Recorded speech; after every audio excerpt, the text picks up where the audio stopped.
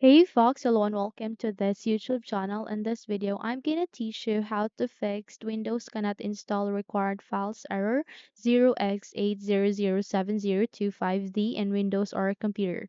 So without any further ado, let's begin. So the very first thing that you need to do is you need to close the windows that you have, that you see the error with. Okay, just have to close it first. And the moment you've close it, leave the window setup open. Again, leave the window setup open. And here in that window, you would be able to see an option which is repair your computer. Just have to simply click on it. And the moment you've clicked on it, you would be able to see two options which are troubleshoot and turn off your PC. Just proceed on turn off your PC. And the moment you've click on it, you would be able to see advanced options, just go with it.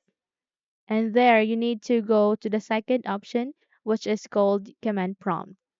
Okay. So the moment you click on it, this blank window would appear. Okay. So this is a command prompt, which is run as administrator. So here you need to type this commands. Okay. So the very first command that you need to type is disk port. Okay. Just type it here. Then click on enter. So whenever you type this command, don't forget to click on enter on your keyboard so that you would be able to proceed. Okay, so the next step that you need to do is you need to type for list disk, click on enter, and there you would be able to see the list disk that you have. So this is the disk that you have, okay? So just have to select disk and then you need to replace the X where X is the disk number that you want to clean and install. Okay? Just have to type this, select disk